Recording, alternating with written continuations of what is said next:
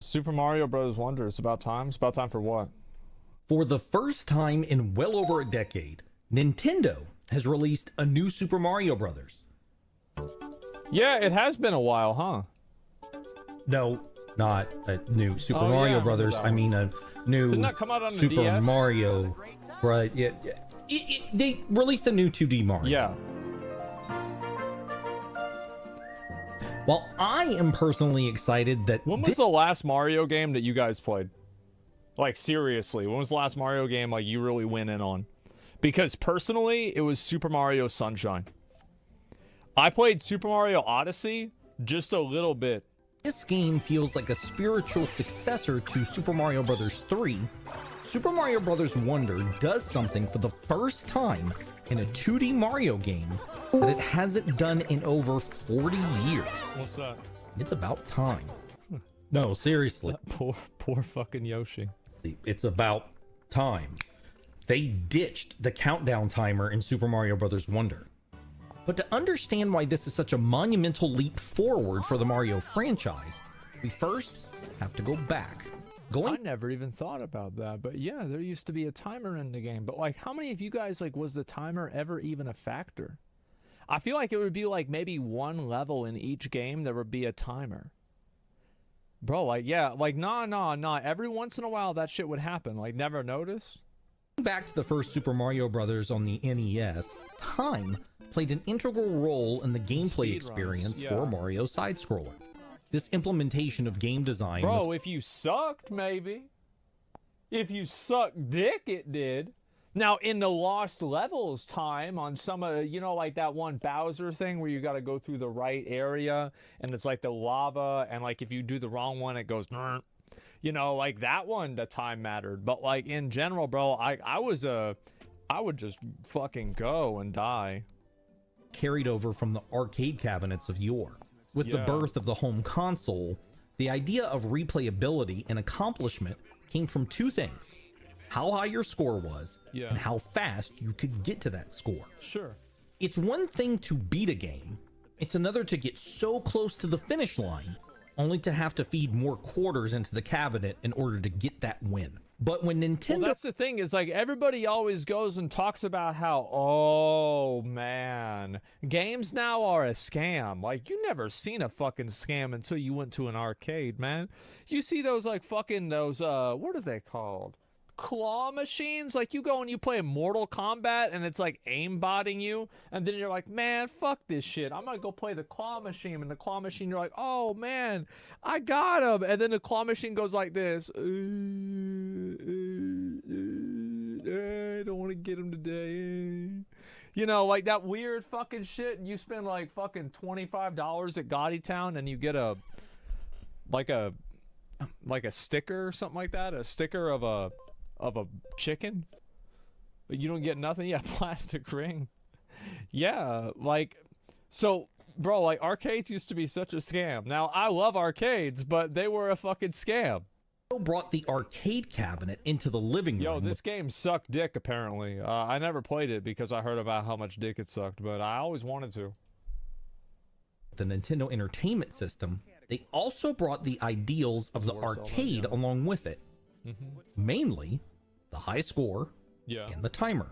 Right. But just like the Mushroom Kingdom itself, the concept of time in the Mushroom Kingdom is a bit skewed from how we understand time in our reality. Sure. Seconds, as we know them in our reality, aren't the same in the Mario universe.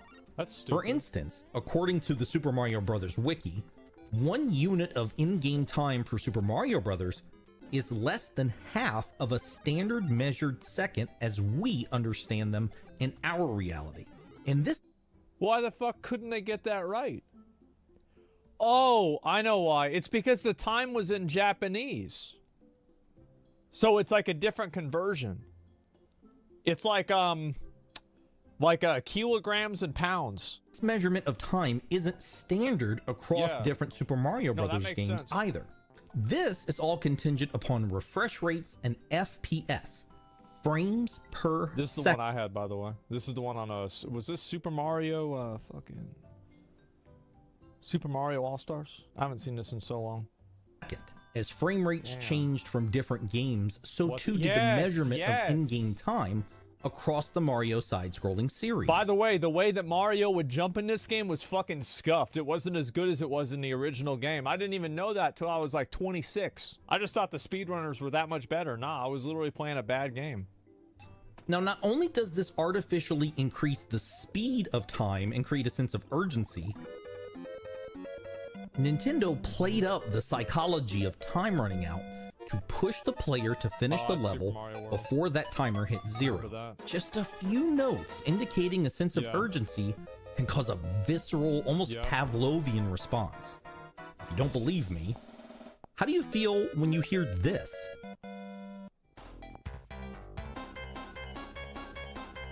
You gotta go, bro. You gotta go. Like, you got, bro, you're gonna drown. Sonic, you're gonna drown. Sonic's about to drown, bro. He gotta drown. It's Sonic too, bro. Like, I know what this is. He's gonna. Oh my god, this dude sucks. By pushing players an through idiot. visual and audio clues to hurry up, players are forced I'm to watching the classic hardcore highlights. focus even more on the task at hand. Yeah. And failing to complete those tasks makes losing a life or level that much more impactful. Fuck! Ah! God! Level Bro, look at the cat, bro. Look at the cat. that much more impactful. Fuck! Look at the cat. Ah!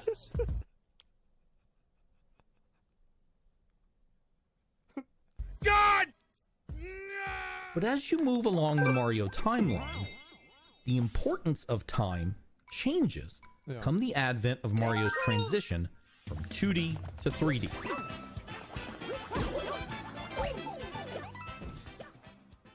With more to explore and jump. collect, the importance of time changes.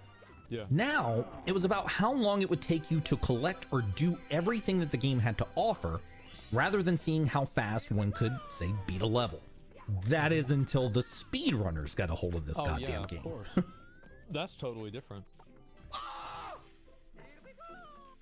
That's how the fuck did somebody figure that out? While Doom sets the stage for the speedrunning community, Super Mario 64 is still one of the most actively speedrun games, utilizing glitches, exploits, and sheer technical skill. Idiot. Ooh, you fucked up. So yeah, no, I think that's true. I think the reason why Super Mario 64 is like the benchmark, I feel like the reason why is because number one, it's nostalgia. And number two, it's a weird thing, right? Because like with Melee, it's the same way, is that there's like all of this hidden tech in Melee that you don't even, bro, people didn't even learn this until after Brawl came out. Like, what the fuck is a wave dash?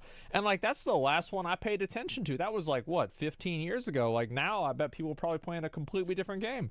And so Super Mario 64 has a lot of these like weird technical tricks that allow players that are, you know, wanting to show off, you know, high levels of dexterity and, you know, abilities in play.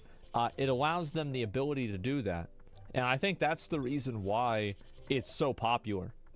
Like, I think that the games that are, it's a weird thing, but I think that the games that are a little bit buggy have the most interesting speedruns. I'll give you another example. It's like Dark Souls 1. Like the Sen's Fortress skip and stuff like that. These weird bugs that, and I think it also makes it compelling for people that aren't like actual players. Because like they see this and they're like, what the fuck are they doing? And it's weird to watch it. Now there's a, it's like a, you know, a fucking, a bell curve, right? Where like if you have the super buggy games that you can just like exploit the shit out of and like beat the game in like 2 minutes, like that's not really fun to watch. But there's like that middle ground that like Super Mario 64 has, and also Dark Souls 1 has, that just make them incredibly good speedrun games. Ocarina of Time, yeah, I think that's another one too. And I think also like another one is classic WoW. People liked watching classic WoW speedruns with world buffs. Because, like, these would be bosses that, like, maybe they wiped on 15 years ago, and this skill just blew up Firemaw in 15 seconds. Like, what the fuck? That's crazy to see. I think that's what was once an accomplishment of beating the game with all 120 stars became more impressive as that number dropped to 70, to 16, to 1, to beating Super Mario 64 without collecting a single solitary star. Yeah. So, if the 3D games did away with the need for a timer, then obviously the 2D games followed suit, right? Yeah, sure. Right? While the 3D games innovated across consoles and generations, the 2D games were, well, not to be punny, but a product of their time. While the games received visual upgrades... Well, I think that's also something people want, though, is like whenever you think about Mario, you're thinking about, usually a lot of people at least, it's a 2D game. They're thinking about a 2D game. So it makes sense that they're gonna, you know, want to have that nostalgia for it. You know what I mean? Mechanics, including the inclusion of a countdown timer, remained largely the same. It wasn't until 2023's Super Mario Bros. Wonder, nearly 40 years after the original Super Mario Bros., to look the clock in the face and say, your time has run out. Yeah. As stated in this Polygon article, quote, Nintendo should have done it a long time ago, but it chose the perfect game to finally do it with. I think also, like, let me guess, Super Mario Wonder is probably not that hard, is it?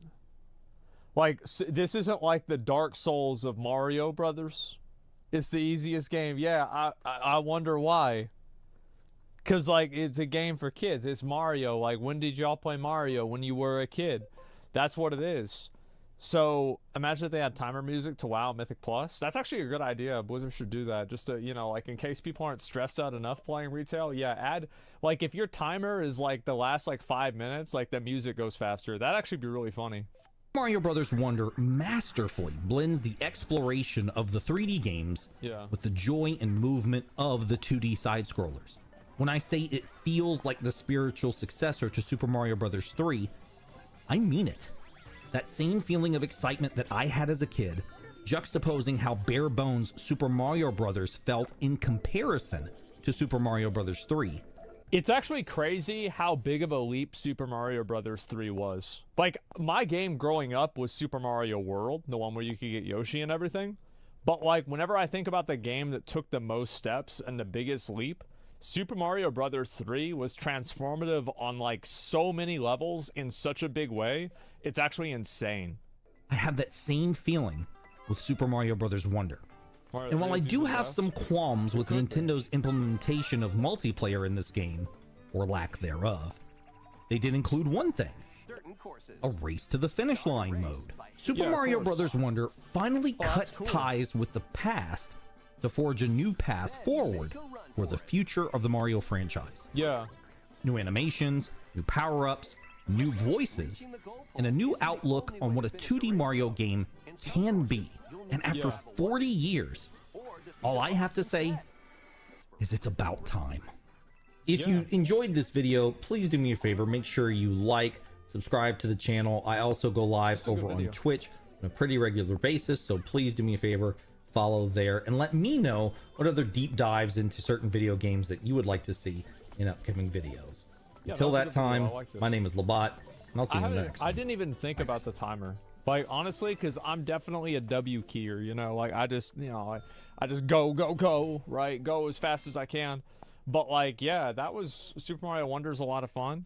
Yeah, like, maybe I need to go and get my Switch connected so I can play games on my Switch. There's a video. Labat's the one that did Twitch Plays Warcraft. This is a really good video. Like, I like this. It's a thing that nobody ever thinks about, but it's definitely true. Like, it's a massive factor. But yeah, there's a video. I'll link it to you guys one more time. Make sure to give it a like if you like it.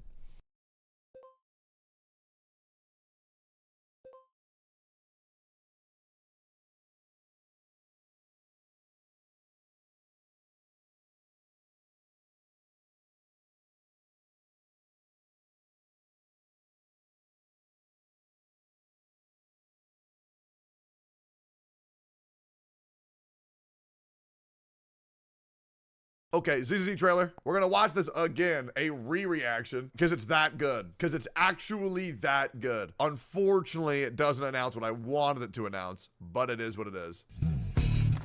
Yeah. Yeah, okay, let's break this down real quick. Okay? This right here is absolutely adorable. Okay? Where is my Paimon cosmetics? Where are my pom-pom cosmetics? This dude is cute as shit. And the best thing is, if you notice, he can't speak English, which means there will be no dialogues where he will be ruining that whatsoever. So we will be safe from what I like to call Paimon syndrome, and the dialogue for Zenless Zone Zero will be cured.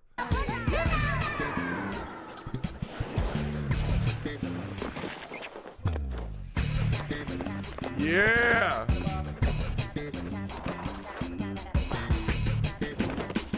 So in case you don't know what they're doing here, this is called flexing their facial tracking animations. No, not what they do for the Widowmaker animations for Overwatch, because we all know what Overwatch is really good at, and that's making...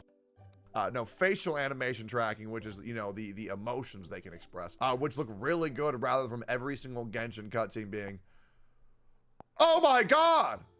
I got 4 quarters! Oh my god, the entire city's burnt down? Holy shit! Oh my god, my brother died? Ah! Right, like they actually emote whenever they talk. It's actually insane. It looks really good. Yeah! Yeah! We got a new maid chick too. She looks good as hell. Let's just real quick understand. Let's just quickly understand what this game is going to be, guys.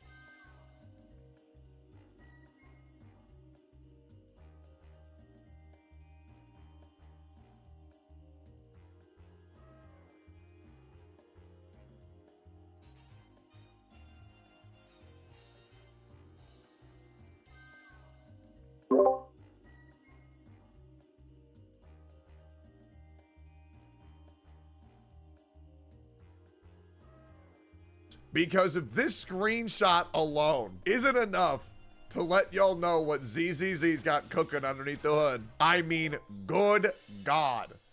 This game is really pushing the limits of how fat can we make these titties. Now, the thing that worries me is, where do they go from here? You know what I'm saying? Where do they, I mean, these are pretty much maxed out, guys. They're not getting, I mean, I guess where we can go is we can slowly unbutton the shirt, but Nicole already pretty much got them jugs out there. But if people are wondering why Zenless Zone Zero is rated 16 and up and not like 12 and up like Honkai Star Rail and Genshin, yeah, this is why, guys.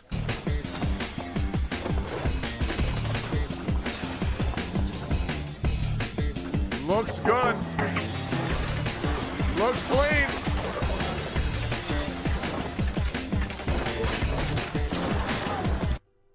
you want to know why they're pushing furries so much? Because if there's one thing that furries have, it's money.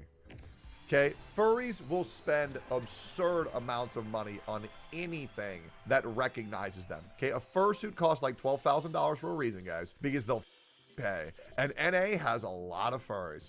So they are trying to get in there. And, you know, I don't mean like girls with cat ears, okay? Those aren't furries. Bro has a straight up snout, okay? Bro is a dog.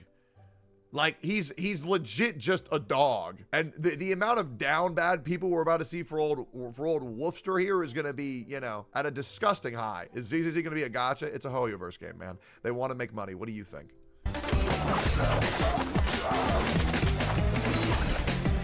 This chick looks... Give me the face. No, give me the face. See that? Tsundere, smaller breasted maid. Okay? This is, you know, this is Iron Mouse to a T. And Iron Mouse is successful for a goddamn reason. Okay? Pouty tsundere maid. This character is going to make people lose their mind. Myself included. Those aren't even small. Yeah, but her older sister has bigger tits, or it's probably her younger sister, and she's probably self-conscious about it, so she has to pout. That way she kills people to make herself feel better. Shark Tail's also crazy. Yeah! Yeah!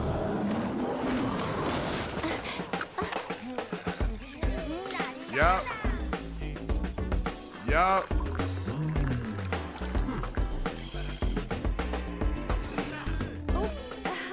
Cute. They put me in the game because I'm their favorite content creator, and I just want to go on record saying, Hoyoverse, I actually really appreciate how much work we've been doing together behind the scene, and to immortalize me in your game as a vendor really means the world to me. I've known about this secret for several years, and it's really nice being able to unveil it, guys. Yeah, I've been immortalized in Zenless Zone Zero. They put me in the game, man. And yeah, it just means a lot. I've been wanting to talk about this for a long time, but yeah, hearts in chat for Hoyoverse. And yeah, that's me, guys. That's me. Look, I got the beanie and the glasses I always wear. That's me, guys. When's the game release? I'm underneath NDA, so I can't say anything. Or not. Our client this time is Bellabog Industries?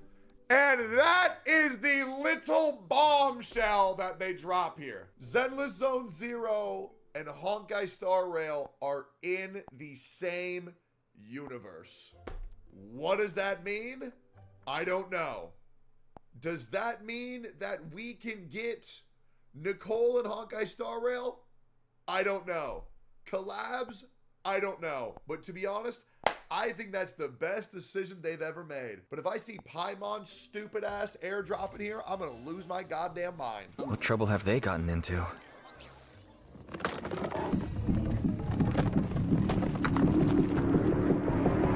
Yeah! Look at these. Okay, let me raise that. Look at the woman on the left. Good God, they look good. It might just be an expo. Oh, isn't it just a coincidence? Yeah, guys. 2 games made by the same company in the same year decided to call the same faction the exact same name. There's clearly no tie whatsoever. It's just a coinky-dink. You're right. It's just a coinky-dink. What do you mean the right one? Holy, bro. What in the f are you talking about?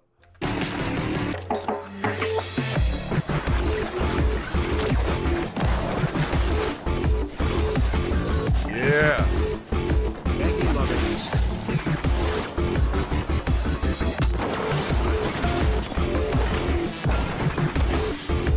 The combat looks so good.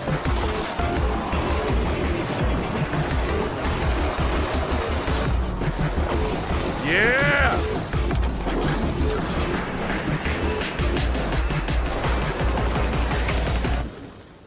Everything about this game just screams style and fluid animation, and bro, I love it so goddamn much. They literally just took the minions. In case anybody was wondering, they stole the minions. Okay, Gru will be a playable character later. All right, and yeah, you can pre-register. There's a link. You can find it. It's Google ZZZ pre-register.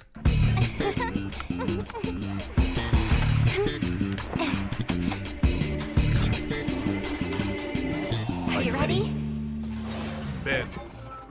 I've been ready for a long time. Oh, I haven't seen this. What's this? What the hell?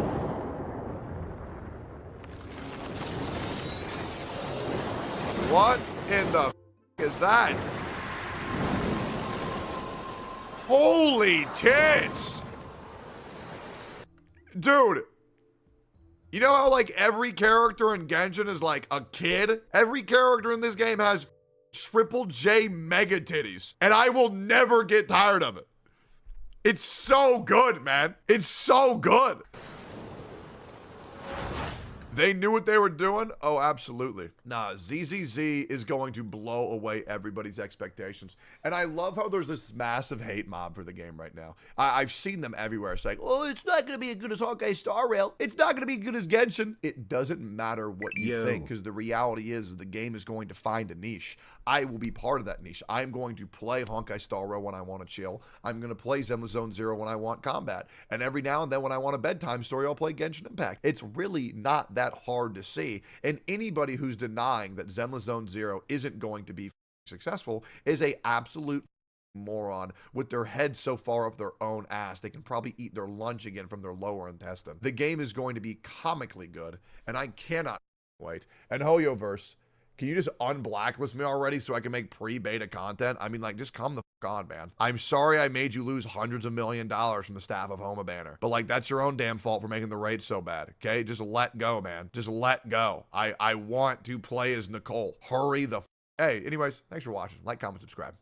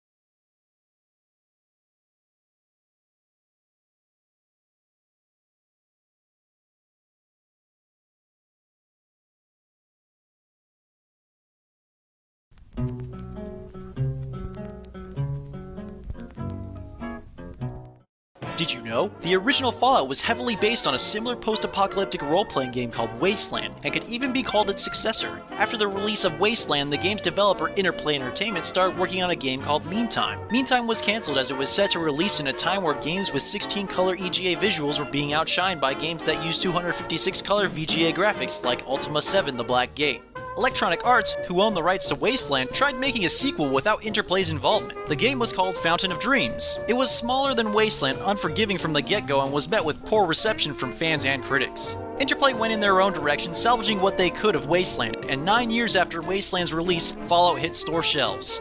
Fallout even had Wasteland in one of its early working titles, GURPS Wasteland. GURPS meaning Generic Universal Role-Playing System, a tabletop role-playing game system that was designed to work in any setting.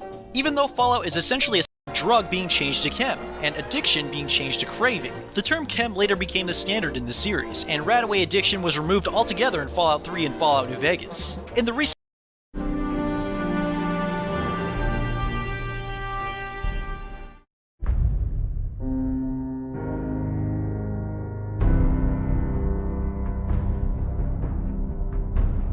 Did you know? A cutscene in the Broken Steel expansion of Fallout 3 featured an underground subway called the Presidential Metro. However, the train that players ride isn't a true train. Using the game's creation kit, players can see that the train car is a piece of equipment rigged on an NPC's head. The NPC runs through the metro at a high speed, achieving the same effect as a train. The series has other secrets that can't be found in-game. Two of Fallout New Vegas's unused NPCs are a merchant named Tom Dooley and Kevin Hargrove. Kevin would hire out his Brahmin Betsy as a companion to the player. Betsy would have been useless in combat, but have a high carrying capacity, making her a useful pack mule. However, if the player slept while traveling with Betsy, she would return to Kevin's farm and any items she was carrying would appear in Tom's inventory. Though cut from the final game, the NPC Rotface will still reference the dubious nature of Tom's goods. New Vegas also contains two odd unused enemies. The first is a massive fire-breathing gecko named Gojira, who would terrorize Camp McCarran, and second is a radioactive tumbleweed inspired by stories of tumbleweeds absorbing radiation. The only way to give tumbleweeds the radioactive status in-engine was to program them as enemies. However, this led to issues with the game's loading and rendering and had to be dropped. The perk In Shining Armor from New Vegas's Dead Money DLC is supposed to grant players a defensive bonus against energy weapons while wearing metallic armor or sunglasses. However, due to a coding error, the perk is unable to trigger, rendering it completely useless. An icon for a cut quest called 20 Leagues Under the Sea can be found in Fallout 4's data, and unused assets suggested would have involved the underwater Vault 120. Unused dialogue in one of the Institute's terminals indicates that the faction was somehow involved with the quest, while another shows Institute scientists beginning development on synthetic fish. Some NPCs in-game will mention a giant ghoul whale named Ol Peg that is never encountered, but may have been related to this cut quest. Several skeletons for similar giant whales can be found washed up on the shores of the island in Far Harbor, and other unused textures in Far Harbor suggest that the expansion once included giant armored squids. Fallout 3 was also planned to have a surgery minigame where players would have to manually cauterize their wounds while their characters screamed in pain. This was cut because it slowed the game's pacing down too much. There's a history of censorship in the Fallout franchise. It was possible to kill child characters in Fallouts 1 and 2, which gives the player the child killer reputation. However, it is impossible to kill children in the UK and German versions of the game, rendering the reputation inaccessible in those regions. The image representing the child killer title was changed during Fallout 2's development, but resurfaced in 2010 when artist Brian Menz included it in his portfolio. About the image, Menz said, "This image was unused and the only Vault Boy image to ever be cut from Fallout 2. How do you make an illustration of child killer and keep it from being offensive? Anyway, for some reason, I thought this was the least offensive way to do it." Additionally, gore was removed from the German version of Fallout 3. However, it was possible for Germans to simply buy the uncut Austrian version of Fallout 3, which included a full German translation. The player can become addicted to several chemicals throughout the series, though each game before Fallout 4 was censored in Germany to remove addiction-related imagery. The UK versions of the early Fallout games changed the word drug and addiction to chem and craving. Chem later became the series' standard word for drug. Morphine was originally going to be an item in Fallout 3, but the Australian Classification Board insisted that Bethesda remove all references to real-world drugs. As a result, Bethesda renamed morphine Med-X, a change that stuck across all regions. Interestingly, the editor ID for Med-X is still morphine in the final release of Fallout 3. The Fat Man mini-nuke launcher in the 3D Fallout games is a reference to one of the atomic bombs dropped in Japan during World War II. The Japanese versions of Fallout 3 and Fallout New Vegas renamed the weapon Nuka Launcher to avoid controversy. Interestingly, the Little Boy modification for the Fat Man in New Vegas, which was also named after one of the atomic bombs, did not have its name changed in Japan. The Fallout series is well known for its Easter eggs and references to pop culture. Pickman's Gallery and Dunwich Borer's Quarry from Fallout 4 and the Dunwich Building from Fallout 3 are named after the stories by horror author H.P. Lovecraft, Pickman's Model, and the Dunwich Horror. A skeleton can be found behind a brick wall next to wine bottles labeled Amontillado in the Minuteman's Castle, an allusion to the Cask of Amontillado by Edgar Allan Poe. The player can encounter several pop culture references if they take the Wild Wasteland trait in New Vegas. One of the more interesting is the body of a man named Johnny A next to a table with 5 ace cards on it. This is a nod to the Zyborn clock, a cancelled video game project by members of the Something Awful forums. The game's convoluted storyline and main character Johnny 5 Aces gained notoriety and became a popular in-joke on the forum. The player's butler Codsworth recognizes several of the names players give their character and will speak them aloud. These include a variety of normal names, swears, and several references to pop culture like Snake Plissken, Marty McFly, Indiana Jones, and Rick Deckard. Fallout 4's Diamond City features a noodle shop run by a robot named Takahashi who asks his customers, a line identical to a Japanese noodle chef in the film Blade Runner. In the Japanese dub of the game, Takashi was voiced by Resident Evil series creator Shinji Mikami. Mikami also created the studio Tango Gameworks, which is owned by Bethesda parent company ZeniMax Media. The series has several other interesting facts about its voice talent. At the beginning of Fallout 3, the player briefly controls their character as a baby. The baby voices were provided by Jake Howard, the son of game director Todd Howard. Other children in the game were voiced by the children of producer Luke Lafferty and lead designer Emil Pagliarulo. New Vegas's radio DJ Mr. New Vegas was inspired by and voiced by entertainer Wayne Newton, also known as Mr. Las Vegas. Actress Linda Carter plays the character Magnolia in Fallout 4 and performs several songs that Carter wrote herself for the role. These 5 songs are notable, as the rest of the game's soundtrack is licensed tracks, besides its ambient music. According to voice casting and production company Blindlight, the first actor considered for the role of President John Henry Eden in Fallout 3 was former US President Bill Clinton, though he ultimately turned down the role. In a 2009 episode of the Ellen DeGeneres talk show, actor Matthew Perry gave Ellen an Xbox 360 with a copy of Fallout 3 that he'd signed. Perry said, "I played this video game so often that I injured my hand so severely that I had to go to a hand doctor and get injections. I'm not affiliated with this game at all. I just love it, but I signed it so it looks like I created it."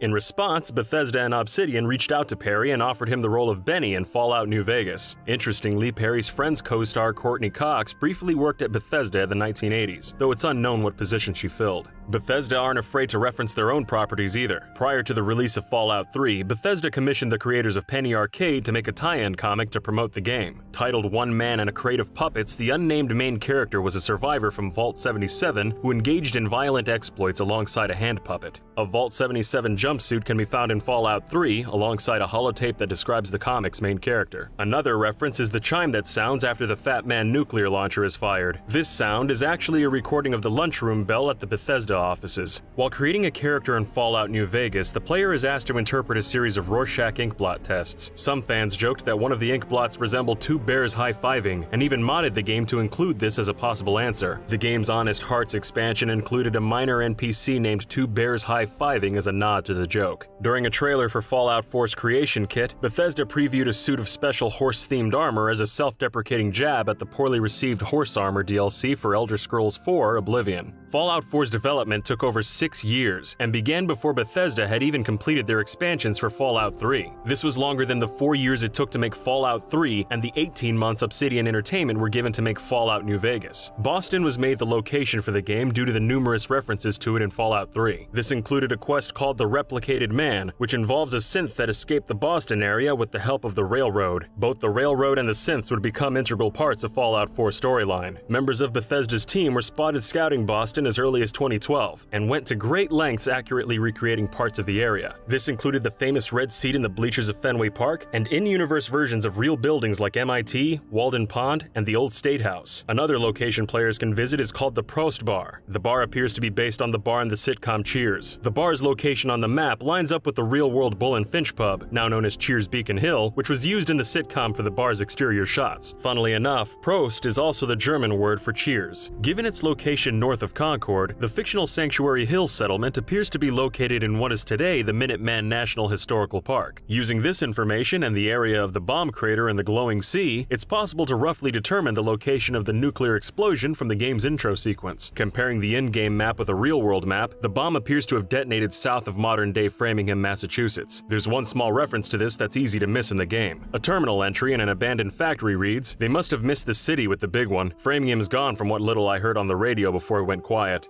Prior to the release of Fallout 4, a fan named Gator Machete Jr. attempted to pre-order a copy of the game by mailing Bethesda a box of 2,240 bottle caps, a tongue-in-cheek reference to the currency used in the Fallout games. Bethesda's community manager contacted Gator Machete Jr. to say that they would honor their pre-order and send him a copy of the game, but only because they were the first person to pre-order with bottle caps. In 2016, a Reddit user named Naurrr47 made a post expressing their appreciation for the Fallout series. They explained how playing Fallout 4 helped them get through a bad time in their life following the passing of their father. After Naurrr47's older brother also passed away, Bethesda mailed them a care package with a handwritten letter to let them know that they plan to memorialize their brother as an NPC in the game's upcoming DLC. Bethesda stayed true to their word, which led to the inclusion of the NPC Evan in Fallout 4's Nuka World expansion.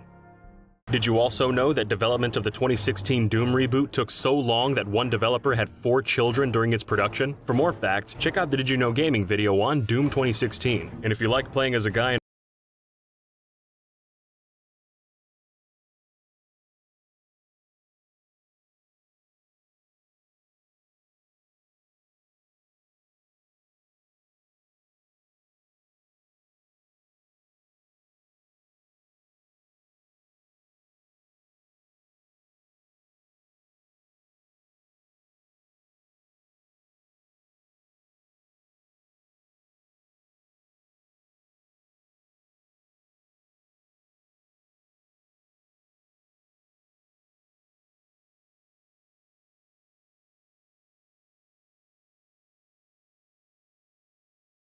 We did it. We got our hands on a lost Pokemon game, and we're leaking it in today's video. Not only are you going to see it in action, we're also going to show how you can play it for yourself. Maybe leak is the wrong word. We actually got it legit from one of the developers, so technically it's more like we're dumping it, along with all the raw files and concept art. But first, we're going to cover the full history of every cancelled game in the series. Pokemon Pink, Pokemon Picross, Pinball DS, enhanced editions of Fire Red and Leaf Green, and a couple more. We'll cover them all in chronological order, except the one we're dumping, because we want to save the best for last. A couple quick caveats before we get started though. First, not all these games were technically cancelled. Every game had unique circumstances, but cancelled is a close enough blanket term we're using for games that never made it to store shelves. Some were more like failed pitches at Nintendo, while others were 100% finished but got locked away in a vault. Also, we're not going to cover Meowth's Party or Pikachu DS because they were just tech demos created to show off the capabilities of the GameCube and DS, and were never meant to become full games. We're not covering Pocket Monsters 64 either, since its supposed existence seems to be based on decades-old misunderstandings from fans who thought a full Pokemon RPG was in the works for N64, but in reality that game was just Pokemon Stadium. Okay, with all that said and the intro out of the way, let's start off by dissecting Pokemon Pink, which it appears Game Freak planned to release alongside Pokemon Yellow in 1998. In other words, Pokemon Pink and Yellow would have been paired releases, just like Red and Green. Fans had no idea about Pink until April 2020, when source code for Blue and Yellow leaked on 4chan. There were all kinds of interesting finds in the code, like unused Pokemon sprites, and audio files showing pretty much every Pokemon was intended to say its name. All those voices got cut, probably because they were cursed, so in the final game, the only Pokemon who talks is Pikachu. The source code also contained a couple references to a non-existent Pokemon game, like a header for quote, Pocket Monsters Pink and Yellow. Notice how Pink comes first. There's another line that mentions Pink and Yellow packages. For comparison, here's what the equivalent code looks like in earlier games. Basically identical, except it says Red and Green packages. To explain packages in layman's terms, Red and Green are both built from the same source code, but which package identifier gets ticked determines which game you can play on a Game Boy cartridge. If the Red package is ticked, the game boots up as Pokemon Red. So all signs point to Pink and Yellow being another paired release, and in that regard, you could say Let's Go Pikachu and Eevee are their spiritual successors. We talked to the cutting room floor admin Huguette Hikari to explain technical details, and she said they experimented with changing the package from yellow to pink to see if it'd magically unlock a lost Pokemon game. Unfortunately, and unsurprisingly, it didn't work, but it was worth a shot. We can't say for certain, but it appears Pokemon Pink was likely scrapped very early in development, since these two lines of code are the only evidence of its existence. The Pokemon companies only mentioned Pokemon Pink in one interview, and we'll get to that in a minute, but without more info from them or Game Freak, it's impossible to say how Pink would have been different from Yellow. Presumably, the game and a lot of the sprites would have had a pink palette. Some fans believe Jigglypuff would have appeared on the game's box art, considering its prominent role in the anime, and that Pikachu and Jigglypuff were the only two Pokemon fighters in the original Super Smash Bros. Like maybe those two were chosen for Smash because at the time they were set to star in 2 upcoming Pokemon games. But the most popular theory is that Clefairy would have been the star, because the Japanese version of the Game Boy camera had this frame of Pikachu and Clefairy together, which got removed from later international releases, but more importantly because the 1996 Pocket Monster manga that predates the anime starred Clefairy and Trainer Red. Some fans speculate that while Pokemon Yellow uses elements from the anime, like a Pikachu partner, Team Rocket, Nurse Joy, or Officer Jenny, Pokemon Pink would have been more like the manga, and also maybe cater more to female fans, which was an explicit priority for the franchise at the time. After the leak dropped on 4chan, 4chaners started making a Pokemon Pink ROM hack to bring that vision to life with a female player character, but ultimately it was never finished. The Pokemon Company never addressed the leak. We did, however, find one instance where the words Pokemon Pink crossed the lips of company president Tsunekazu Ishihara.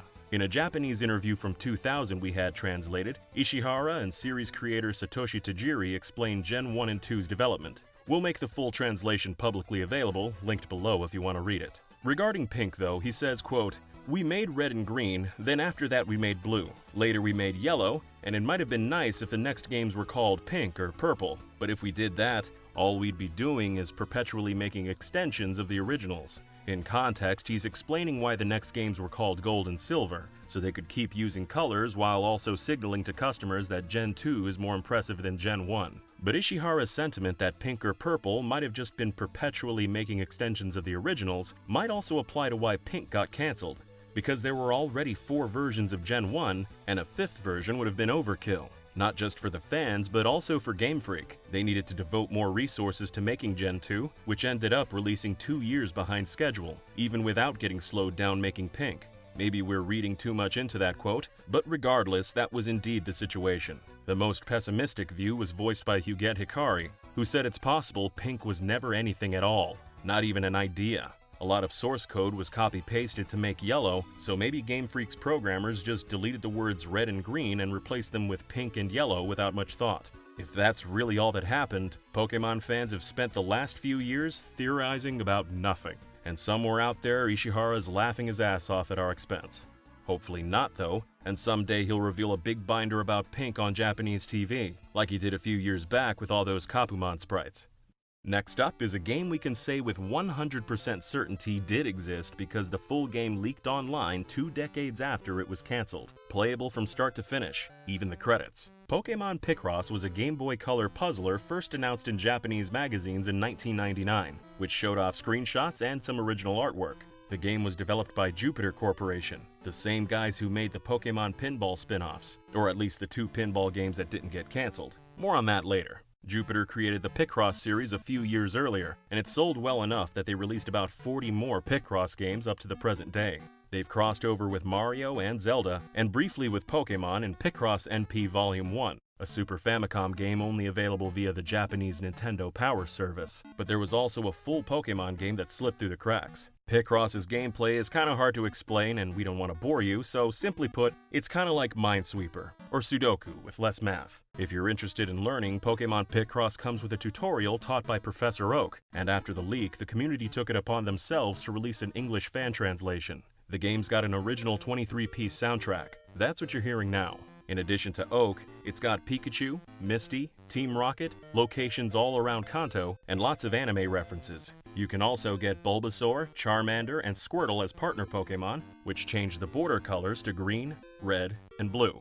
Interestingly, you can also get Clefairy and Jigglypuff as partner Pokemon, which changes the border to pink or purple. Pink or purple? Anyway, it's a good little puzzle game and pretty addictive. In 2015, Jupiter released a different Pokemon Picross game for 3DS that got pretty good review scores. Unfortunately, it was digital only, so nowadays it's impossible to download on your 3DS, since Nintendo shut down the eShop in 2023. You can catch both games online though, if you're up for sailing the high seas. Not that we condone piracy, of course. And now for something completely different. A pitch within Nintendo to develop upgraded Chinese editions of Fire Red and Leaf Green. We don't want to get lost in the weeds with the entire history of Nintendo in China, but long story short, in 2000 the Chinese government instituted a ban on consoles entering China because they thought addictive video games were melting the brains of Chinese youth. A couple years later, Nintendo managed to sidestep some of those laws by partnering with a Chinese national to found a new company called iQue. iQue went on to produce Chinese versions of Nintendo consoles, including the Game Boy Advance, and localized some of their games for the Chinese market. In 2020, iQue was hacked and a lot of their records leaked online. Among all those documents was a PowerPoint presentation that iQue presented to Nintendo executives in 2004, outlining their plan to develop Chinese versions of Red and Green that would have implemented some remarkable upgrades. For the most part, these still would have been the same exact Fire Red and Leaf Green released around the world, collecting Pokemon, going town to town collecting badges, and so on, but with new features added, mostly focused on internet functionality. For example, the games would identify the player's location and change the in-game weather to match the real-life weather outside. Previous Pokemon games already had a day-night cycle based on real time, but this would have taken it to the next level. Specific Pokemon's locations around Kanto would have changed depending on real-life location as well. Details aren't spelled out in the document, but it sounds like a prototype of Pokemon Go in that respect, with players needing to go here and there to catch them all. Pokemon Centers would also be expanded, with only 30 Pokemon storable offline, but tons more stored online in Pokemon Center PCs, sorta like an early version of Pokemon Home. On the second floor of these expanded Pokemon Centers, fans could battle on the internet, and not just the kind of online battles later introduced in Gen 4, instead, gameplay would switch to a computer screen, and you'd use the GBA as a controller. Battles would use Pokemon Coliseum's code, so all Pokemon and environments would be fully 3D. There'd also be online distributions of special Pokemon and items, which wasn't a thing in Pokemon games till the DS era. But instead of Nintendo just giving you special Pokemon, you'd go to completely new parts of Kanto to hunt for them. So kinda like the Sevi Islands for catching Mew and Deoxys that were already special events in Fire Red and Leaf Green. But iQue said new areas would also get added gradually after launch. Needless to say, these enhanced ports would have been far ahead of their time, with features not seen in Pokemon games till years in the future, or in some cases still haven't been seen even today, almost 20 years later. There also would have been some other small tweaks like egg hatching variables, and of course the text would have all been Chinese. So why didn't Chinese Fire Red and Leaf Green get made? The leak doesn't say. But if we had to guess, the Pokemon Company didn't want to hand over the keys to their precious IP. We wanted to know for sure though. We didn't want to just guess. One of the guys who makes up Did You Know Gaming lives in China, so he went looking for former iQue developers to find the story. He couldn't nail down a concrete answer on this project specifically, and the devs didn't want their names on record, but they did share a story that shed light on how relations broke down between China and the Pokemon Company around that time. Long story short, Nintendo President Iwata, Pokemon Company President Ishihara, and some other execs flew out to iQue's headquarters. The execs ultimately decided too many Chinese people were pirating Nintendo games, so it just wasn't worth investing in the Chinese market anymore. iQue only released a few more Nintendo games after that. Then lots more that were previously planned ended up being canned, including a fully finished localization of Ruby and Sapphire. It's a shame those upgraded versions of Fire Red and Leaf Green never got made, but most of us can't speak Mandarin anyway, and even less have access to Chinese servers, so you probably couldn't have played them anyway. Pokemon Pinball for Game Boy was one of the earliest and most beloved spin-offs in the franchise, and its GBA sequel got review scores on par with the mainline series. But after that, the series just kinda died off. Unknown to the public though, a playable demo for a third entry on Nintendo DS was developed in secret. The Pokemon Company said they were the best graphics they'd ever seen outside Japan, but sadly, the game was never finished. Fans first became aware of the project thanks to a leak in 2021. Which included a spreadsheet saying Pokemon Pinball DS was planned to release around the same time as Diamond and Pearl, and that it was being developed by Fuse Games, the same team who made Mario Pinball Land and Metroid Prime Pinball. No other information was available, so we searched out the devs to learn more about it. Fuse shut down almost 15 years ago, but we managed to get in contact with their artist Matthew Nightingale, one of 9 guys who worked on Pokemon Pinball DS. He told us it would have been more of an adventure game, similar to their take on Metroid. He believed it was the quality of their Metroid adaptation that led Nintendo and the Pokemon Company to come visit Fuse's office in England and fund the development of a playable demo with 3 stages. To help you visualize Matthew's description of the game, we commissioned artwork for all 3 stages. The first stage was Sinnoh's countryside. The time spent playing on this table represented the amount of time it took to travel from one city to the next. Pokemon appear on the table as you travel down the route, like Diglett bumpers or Pikachu up a tree. You hit Pokemon with the Pokeball to stun it, then tap it with your finger to catch it. If you didn't click quick enough, it runs away. After enough time's gone by, the city gates open and you shoot the pinball inside to progress to the next table, the city stage. Catching Pokemon's simpler and faster than the older games, so by the time you're through the countryside and the city, you've collected enough Pokemon to form a team. Then it's time to progress to the demo's final table, where you fight a gym leader. Out of all the Pokemon you've caught, you need to decide which ones to take into battle, ideally with type advantages like water versus fire. The gym stage is double-ended. On one end, you have your flippers with a Pokemon between them, and on the other end is the gym leader's Pokemon.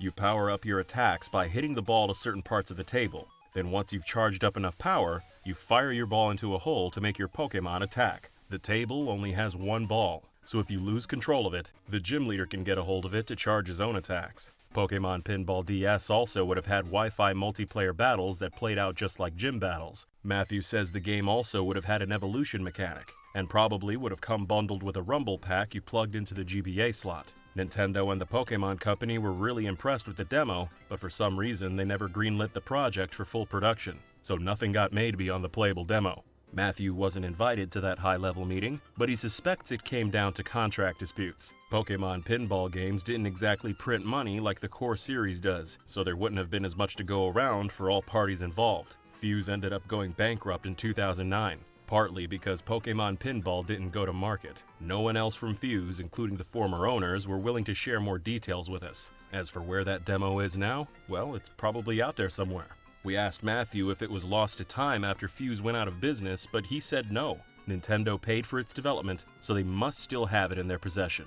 Leaks of early Pokemon prototypes are becoming more common these days, so who knows? Maybe someday it'll find its way online and we'll all get to play it. Next up is Pokemon Gray, the game fans were expecting after Black and White, but were surprised when they got Black 2 and White 2 instead. It was long dismissed as baseless fan expectations, but we did a half-hour expose on Gray last year with evidence to the contrary. You can go watch last year's longer video if you want, but we'll summarize the highlights here and add some new info. In a 2012 issue of Nintendo Dream we had translated, series director Junichi Masuda said, "During Black and White's development, we were thinking about making another version, and weren't thinking about making a direct sequel or making 2 different versions. Honestly, while we were making Black and White, we weren't thinking about making a 2 at all. But we already had a general idea that Kyurem would play an important role alongside Zekrom and Reshiram.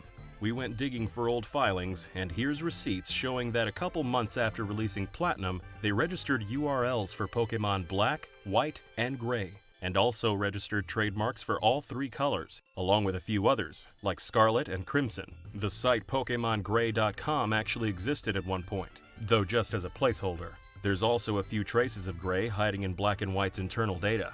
Those games feature 2 key items called Dragon Stones, the Dark Stone, which is Zekrom in its dormant state, and the Light Stone for Reshiram.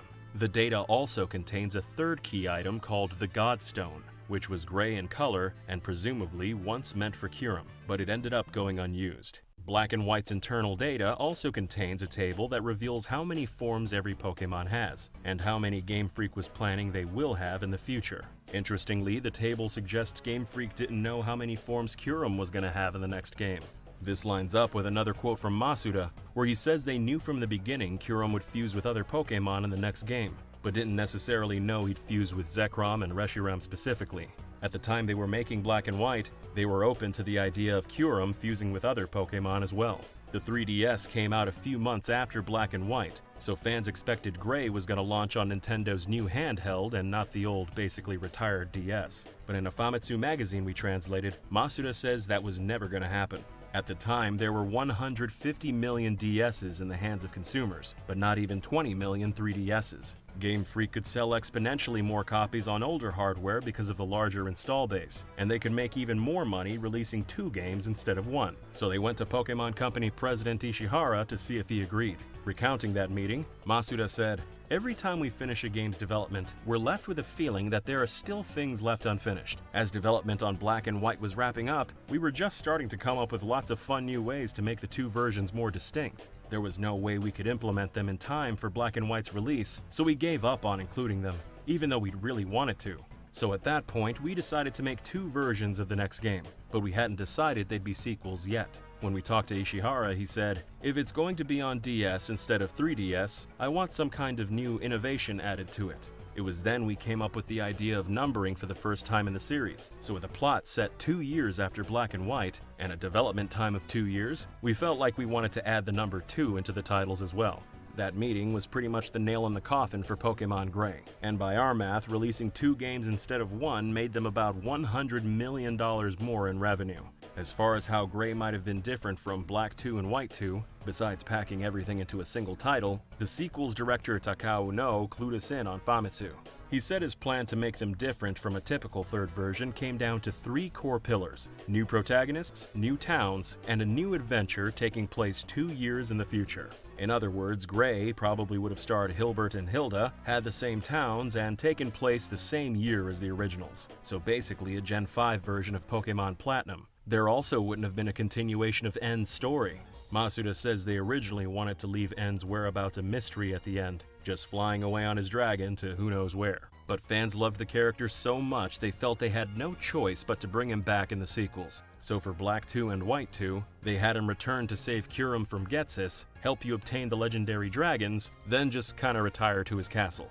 But initially, the plan was to never see him again after he flies away, and leave his destiny up to fan imagination. But actually, N superfans might be interested to hear we might not have seen the last of him just yet. When Black 2 and White 2 was released, Masuda was asked if fans might eventually see one more pair of sequels with Black 3 and White 3.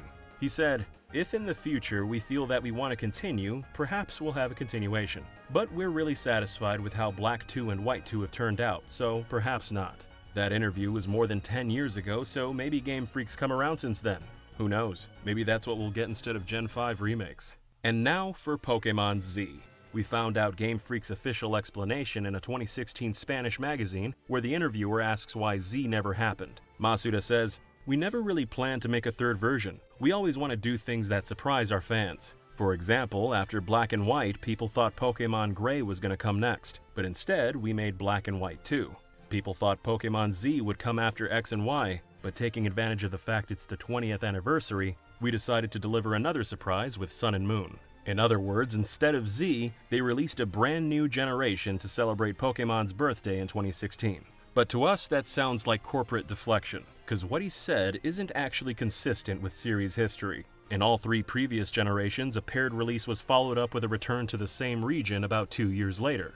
X and Y came out in 2013, so Z should have launched in 2015, not 16. In fact, 2015 was conspicuously the only year in almost a decade that didn't get a new mainline entry. And it's not just Game Freak's release schedule that suggests something's missing. There's also data hidden in their own games. We broke this down in exhaustive detail in that half-hour expose last year, so for this video, we'll give you the short version. In a combination of data mining X and Y's internal data and a leak of Sun and Moon's source code, it was revealed inside those games was a list of every Pokemon game, including some that wouldn't come out till years later. The purpose of those lists was to facilitate games connecting to each other, like trading and battling. Sun and Moon's code showed placeholder data for virtual console versions of Gold, Silver, and Crystal, which hadn't been announced yet, as well as 2 games called Alola Reserve, which eventually became Ultra Sun and Moon. Similarly, there were 2 entries called Kalos Reserve, positioned as if they were going to release in 2015. All 7 games in the data eventually did come out, except the 2 Kalos games. So actually, Game Freak's programmers weren't just reserving space for Pokemon Z, they were making room for 2 games. 2 games make more money than 1 after all. Surely there wouldn't have been 2 Pokemon Zs, maybe X2 and Y2, or XZ and YZ with the Zs stylized to look like 2s. There's no evidence for what they would have been called though, so for the sake of simplicity, we'll just refer to them collectively as Pokemon Z for the rest of this video.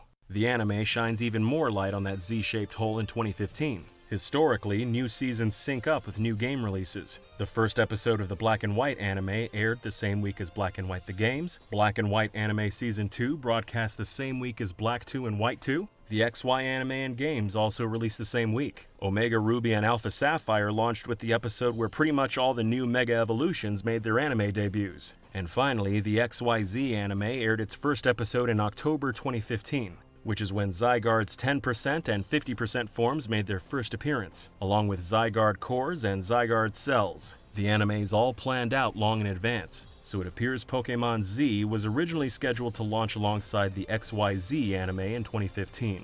Zygarde only played a small role in X and Y, just waiting in a post-game cave with no story connected to it. Basically the same role Kyurem had in Black and White, which got more fleshed out in the sequels. Fans expected a similarly expanded role for Zygarde in Z, and X version's Pokédex seemed to hint in that direction when it said, quote, "When the Kalos region's ecosystem falls into disarray, Zygarde appears and reveals its secret power." But that never happened, so 2 new Zygarde forms, cores, and cells found their way into Sun and Moon instead. There's also some unused content in X and Y's internal data that suggests Game Freak was planning more for Kalos, at least at the time those games were in development, like AZ's Floette, which has unique stats, a signature attack called Light of Ruin, and even its own cry in X and Y's internal data, none of which ever got used. X and Y's data also has 2 moves for Zygarde, 1000 Arrows and 1000 Waves, that didn't get used either. A similar thing happened in Gen 5 when Freeze Burn and Ice Shock were found in Black and White's internal data, but didn't get added as Kyurem's signature attacks until Black 2 and White 2. That the same thing happened twice suggests Game Freak may have originally intended 1000 Arrows and 1000 Waves for Pokemon Z. Z never came out though, so those attacks got introduced in Sun and Moon instead. All that evidence strongly suggests Game Freak intended to make Z while they were developing X and Y. So, why didn't they? We spent about 5 minutes getting overly thorough in last year's video, so this time we'll just give you the short version. Simply put, it's got a lot to do with the Gear project. Basically, it's a Game Freak company initiative that aimed to make a new franchise that could become even more popular than Pokemon. According to one of Game Freak's directors, Masayuki Onoe, there are 2 different production teams here, simply named Production Team 1 and Production Team 2. Team 1 is fully dedicated to Gear Project, while Team 2 is for the Pokemon operation. What that means is that Game Freak as a company is prioritizing Gear Project, which is production team number 1, more than Pokemon in general. We're always trying to create something that is equally exciting or more exciting than Pokemon. In other words, for a good chunk of the 2010s, they were devoting lots of resources to making non-Pokemon games, like the rhythm platformer Harmonite, quirky horse racer Pocket Card Jockey, side-scroller Tembo the Badass Elephant, and puzzle platformer Giga Wrecker. The Gear project was at its most active in the Gen 6 era, when those same devs could have been making Pokemon Z.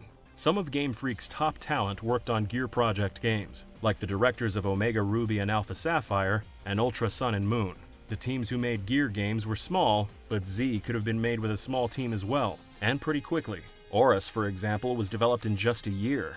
In another Nintendo Dream we translated, Masuda says Heart Gold and Soul Silver were made with just 12 developers, and Black 2 and White 2 had a similarly small team.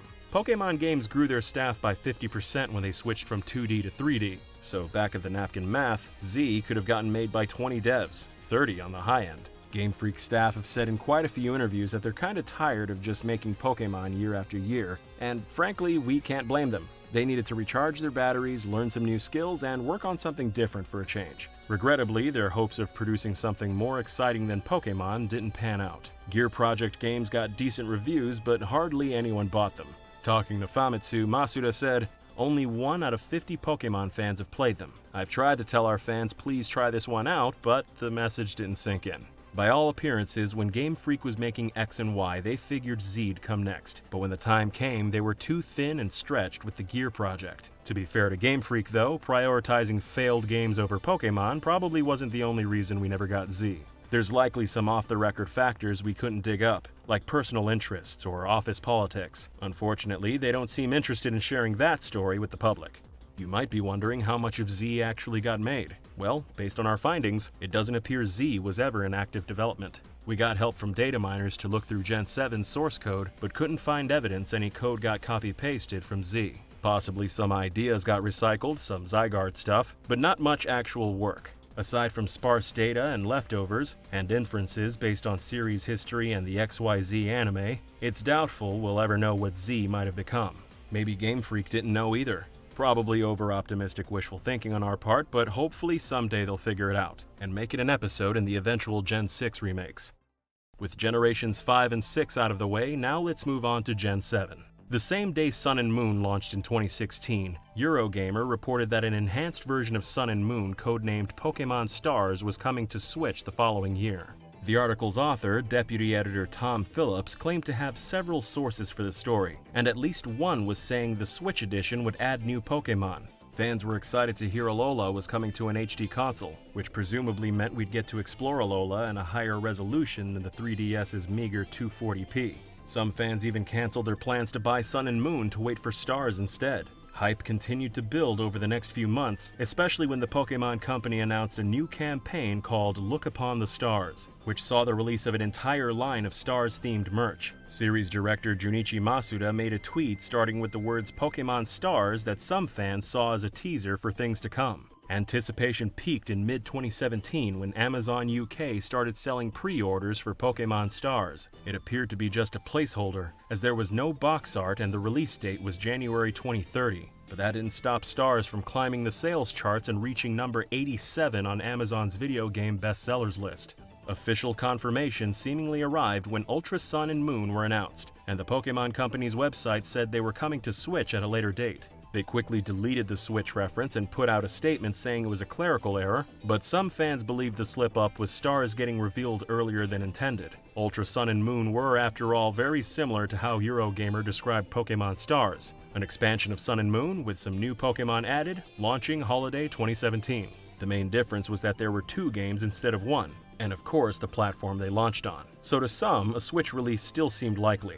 One detail that went unreported all these years is that the Pokémon Company fired the team responsible for the website, saying Ultra Sun and Moon were coming to Switch. We couldn't 100% confirm it was because of that mistake, but they got replaced right after it happened. So it certainly appears that's why they were gotten rid of. Another point of note, we talked earlier about how Sun and Moon's source code contained 2 then unreleased games codenamed Alola Reserve. Those eventually became the Ultra games, but they were reserved spots. It's possible Game Freak only would have filled one of those reservations and left the other unused. On the other hand, if Pokémon Stars actually did exist, it's possible it was a code name for 2 Switch games, not necessarily just one.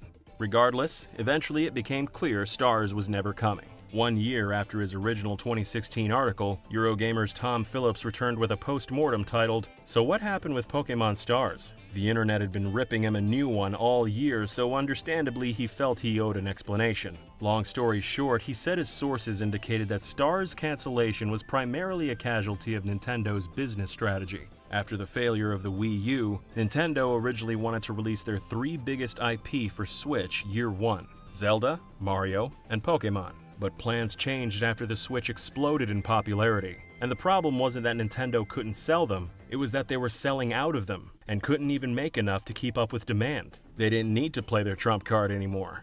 In fact, it would have only made the Switch shortages worse. So instead, Ultra Sun and Moon and a few other big titles like Metroid Samus Returns were released throughout 2017 to keep the 3DS on life support, as a backup plan in case the Switch couldn't carry the company all on its own. Nintendo's official position at the time was that both consoles would exist side by side, and the Switch wasn't a replacement for 3DS. Eurogamer also said an HD 3DS port selling for $60 could have made the Switch look bad in its first year, which was another factor in Stars being canned. Understandably, some folks were pessimistic about Eurogamer's reporting, with some even accusing Eurogamer of making it all up for clicks. In the interest of presenting both sides, we should give some time to the rumor's most prominent critic, Cerebi webmaster Joe Merrick. He publicly accused Eurogamer of spreading BS and fake rumors, and argued with Tom Phillips in his article's comments section. Now, with almost 5 years as hindsight, we talked to Joe and asked what he makes of the rumor. He told us he thought Sun and Moon might have been ported to Switch purely for the sake of testing, and was never meant to become an actual product for sale. Maybe someone at Nintendo saw it running on Switch in HD, got the wrong idea, and leaked it to Eurogamer. Or maybe, Joe says, Tom's source just made it all up. When we talked to Tom, he emphatically denied both possibilities, saying Eurogamer doesn't run stories based on a single source, and the typical requirement is 3 sources at minimum. He wouldn't reveal who his sources were, of course, but he did say they were in professional positions where mistaking a test port for a real game was next to impossible. To be fair to Tom, we should point out that he's got a pretty good track record. He was the first to report on the Switch's design and internal hardware specs, almost 3 months before they were officially revealed by Nintendo. He was also the first to report on the Super NES Classic, Diablo 3 on Switch, and quite a few other games long before they were officially announced. Not everything he's written about made their way onto store shelves, like an English localization of Mother 3, but suffice it to say there's a lot of clout chasers in the gaming industry with fake insider information. But Tom isn't one of them. He told us he stands by his post-mortem article and, for the record, reiterated that the Pokémon Company did originally plan to release the Stars project on Switch in holiday 2017. In an attempt to corroborate Tom's reporting, we reached out to about 50 devs who worked on Gen 7, but they all turned us down or didn't bother responding. Pokémon keeps their people on pretty tight lockdown, unfortunately. There sure was a lot of smoke, but we can't say conclusively if there was ever fire. Whether or not Pokémon Stars ever existed remains a mystery even to this day.